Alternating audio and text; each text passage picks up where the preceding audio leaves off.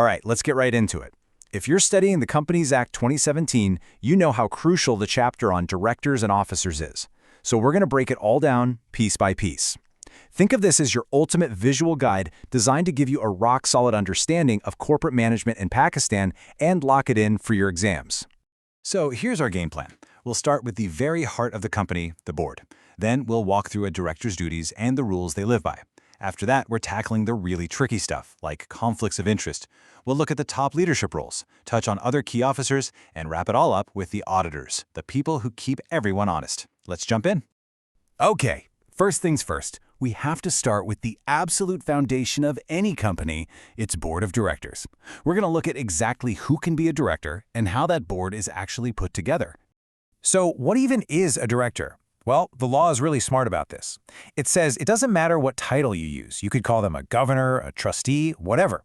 If they're doing the job of a director, then for all legal purposes, they are a director. And here's a key point. A director has to be a real person. A corporation can't be a director of another corporation. It has to be a living, breathing individual. Now, you can't just have as many or as few directors as you want. The law sets a floor. For a single-member company, it's pretty obvious. You need at least one. For any other private company, the minimum is 2. And then for public companies, it's at least 3. But if that company is listed on the stock exchange, that number jumps up to a minimum of 7. What's really fascinating is that the board is made up of different kinds of directors. You've got your first directors, who are basically the founding members. Then you have your regular elected directors, chosen by the shareholders for a 3-year term. You might also see nominee directors, who are there to represent the interests of, say, a bank that's loaned the company a lot of money. An alternate director is just a temporary substitute. And finally, you have the independent director. This role is absolutely crucial for good governance, because their job is to bring an unbiased outside perspective to the table. Okay, so we figured out who can be on the board. Now let's get into the nitty-gritty of what they do and the rules they have to play by. This is all about their powers, their responsibilities, and the legal guardrails that keep them in check. Getting elected to a board isn't a casual affair. It's a very formal process. It all starts with the board deciding how many seats are up for grabs. Then notices go out, and potential candidates have to formally declare their intention to run. But the most important part is the voting. It's a system called cumulative voting.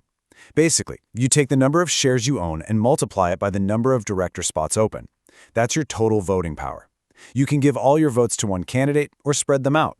It's designed to give minority shareholders a better chance of getting representation on the board. The people with the highest vote counts win. Simple as that. The law also has a very strict do not enter list. You obviously can't be a director if you're a minor or of unsound mind. Same goes if you're an undischarged insolvent. A huge one is if you've been convicted of a crime involving moral turpitude. That's a big red flag. You also need a national tax number, and generally, you have to be a shareholder, though there are important exceptions for people like the CEO or company employees.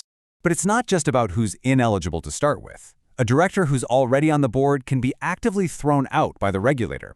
That's the Securities and Exchange Commission of Pakistan, or SECP. This is a massive power they have, and they can ban someone from being a director for up to 5 years. And the reasons for getting disqualified are, as you'd expect, pretty serious. It can be anything from just constantly failing to file the right paperwork, all the way up to major offenses like fraud, insider trading, or even taking actions that harm the national interest. And if a director cuts a plea bargain with the National Accountability Bureau, that's an automatic trigger for disqualification too. So a director's time on the board can end in 2 main ways. The first is active. The shareholders can just vote to remove them. The second is automatic, and it's called vacation of office. This happens instantly if a director hits one of the ineligibility criteria we just talked about, or if they just stop showing up to meetings, 3 in a row without permission, and they're out. So the key difference to remember is one is a deliberate vote, and the other is an automatic trigger. All right, this brings us to an absolutely massive topic, and one that's a huge focus in exams: conflicts of interest. This is all about making sure that directors are always putting the company first, not their own wallets. Let's use a classic example to frame this. Imagine a director on a board. They suggest that the company should hire an IT firm to redo their systems. And, oh, by the way, that IT firm just happens to be owned by their spouse. Is that okay? Can they do that? And the answer is it depends. This is what the law calls a related party transaction. And the golden rule is this: it's not automatically illegal, but it absolutely must follow a clear, board-approved policy. The goal is transparency and fairness. The deal can't be a sweetheart deal just because someone's spouse is involved. It has to be at arm's length and beneficial for the company. The law also puts up some other really clear walls. Giving loans to directors is a big no-no, unless the shareholders specifically approve it. Donating company money to political parties? Absolutely forbidden. Any big transaction with a director that doesn't involve cash, say trading a building for company shares, needs a green light from a general meeting. Even something as simple as giving out gifts at company meetings is prohibited, just to prevent any misuse of funds. Okay, let's shift our focus to the very top of the food chain. The two biggest leadership roles in any company, the chief executive and the chairman of the board. The chief executive, or CE, is the person who runs the company day to day. They have all the power to manage the company's affairs. But, and this is a big but, they do it under the control and supervision of the board. Now, here is an absolutely critical point for your exams. The law automatically considers the CE to be a director. Even if they weren't officially elected as one, they have all the same duties and liabilities. You can't escape them. The journey of a CEE follows a very clear timeline. The very first one is named when the company is born. After that, the board of directors has the job of appointing a CEE for a term that can be up to 3 years. And yes, they can be reappointed. If a CE leaves suddenly, the board is on the clock. They have just 14 days to find a replacement. Now, a company isn't just the board and the CEO. There are other really important officers who make sure everyone runs by the book. Let's look at a couple of those key roles. Every single public company is required to have a company secretary. This isn't just a note-taker, this is a qualified professional who's an expert in corporate law and governance. Then, for companies that are listed on the stock exchange, there's another requirement, an independent share registrar. This is an outside company whose only job is to keep a perfect, unbiased record of who owns all the shares. And that brings us to our final section, the auditors. Think of them as the independent referees who come in to check if the company's financial scorekeeping is accurate and fair. They're all about accountability. The appointment process is laid out really clearly. The board of directors gets to pick the very first auditor right after the company is formed.